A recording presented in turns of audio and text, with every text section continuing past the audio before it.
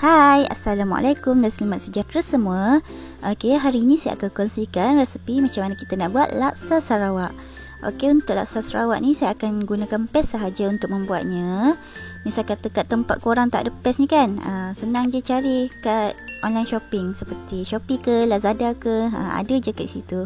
Kalau kat Sarawak memang senang lah nak dapat. Kalau kat luar Sarawak takut susah sikit nak dapat pesnya. Okey, untuk laksa Sarawak ni sangat sedap kalau kita perah limau makan dengan sambal belacan. Memang lah, memang terangkat. Kalau korang nak tahu macam mana caranya, jom kita tengok video ini sampai habis.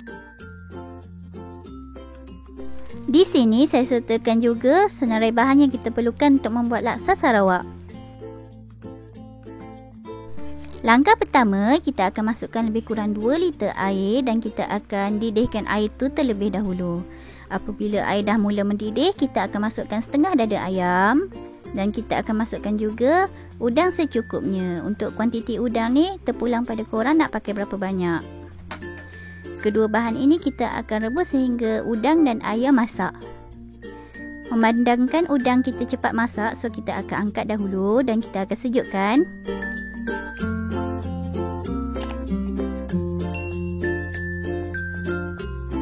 Okey, apabila udang tadi dah mula sejuk, kita akan buangkan kepalanya dan setengah daripada kulit udang. Okey, tapi kalau korang nak buang ke semua sekali pun tak ada masalah. Yang ni saya saja tinggalkan biar kelihatan lebih cantik. Nampaknya ayam tadi pun dah masak. Kita akan angkat dan sejukkannya terlebih dahulu.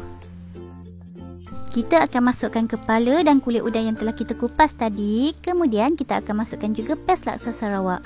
Yang ni kita boleh pakai yang pack kecil yang 200 gram. Kalau nak lebihkan pesnya pun okey. So rasanya akan lebih kau lah. Kemudian kita akan masukkan sedikit air. Dan kita akan renehkan kuah ini selama 30 minit. Dan kita akan kacau juga sesekali.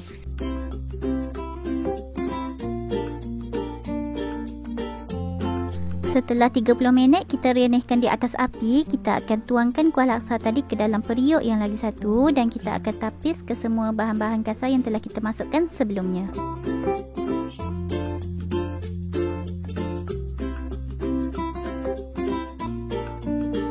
Kemudian kita akan sambung masak kuah laksa. Okey, yang ni kita gunakan api sederhana sama macam yang kita renehkan kuah laksa tadi.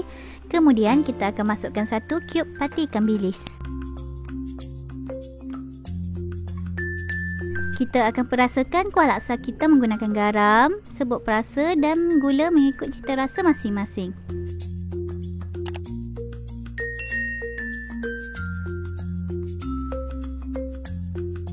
Okey, apabila kuah laksa kita dah hampir masak, kita akan masukkan 1 kotak kecik santan bersamaan dengan 200 ml.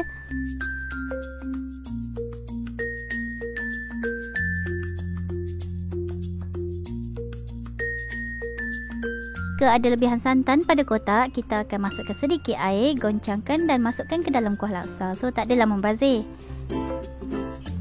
Okey, kuah laksa kita pun dah siap dan sedia untuk dihidang. Langkah seterusnya, kita akan buatkan hiasan atau topping untuk laksa Sarawak kita. Mula-mula kita akan pukul 1 biji telur dengan sedikit garam. Kita akan tuangkan sedikit minyak. Apabila minyak tu dah panas, kita akan tuangkan telur. Okey, untuk telur ni kita akan buat telur dadar, tapi versi telur dadar yang nipis lah. Kita akan buat senipis-nipis yang kita boleh buat.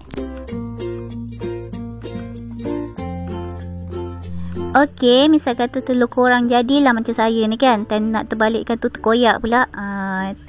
Jangan risau, tak ada masalah apa sebab telur ni kita akan potong juga nanti. Kalau koyak-koyak sikit tu halal je lah ya. Kemudian kita akan potong telur kita kepada hirisan yang lebih kecil seperti yang korang boleh tengok pada video.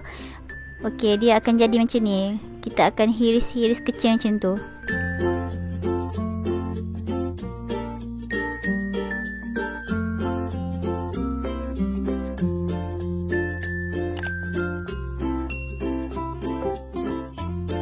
Okey, inilah dia hasilnya telur yang telah kita hiris kecil tadi. Kemudian kita akan carikan isi ayam. Okey, seperti yang korang boleh tengok pada video, begitulah prosesnya untuk mencari isi ayam. Okey, kita akan cari-carikan kepada bahagian yang lebih kecil. Untuk membuat laksa Sarawak ni, ini adalah antara part yang paling mencabarlah sebab dia makan banyak masa kan. Okey, inilah hasilnya. Isi ayam telah kita cari. Kemudian kita akan celur tauge. Okey, tak perlu lama sangat, cukup sampai tauge tu separuh masak.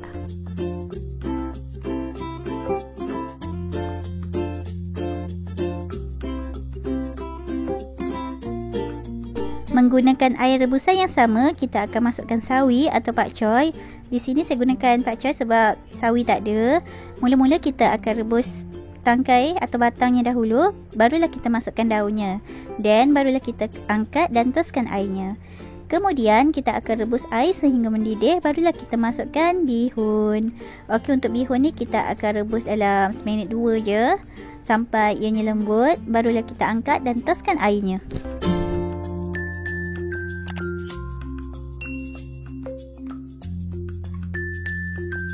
Okey, nampaknya bahan-bahan laksa Sarawak kita pun dah siap dan sedia untuk menghidangkannya.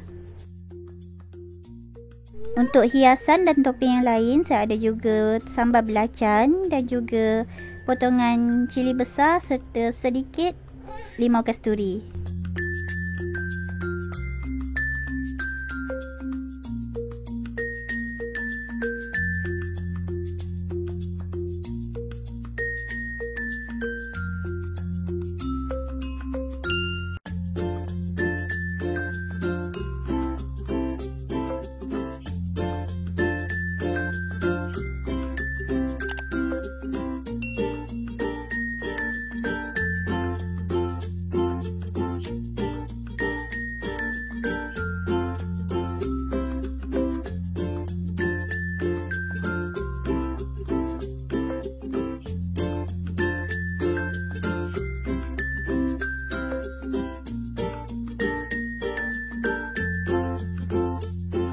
Tara, inilah hasilnya laksa Sarawak kita.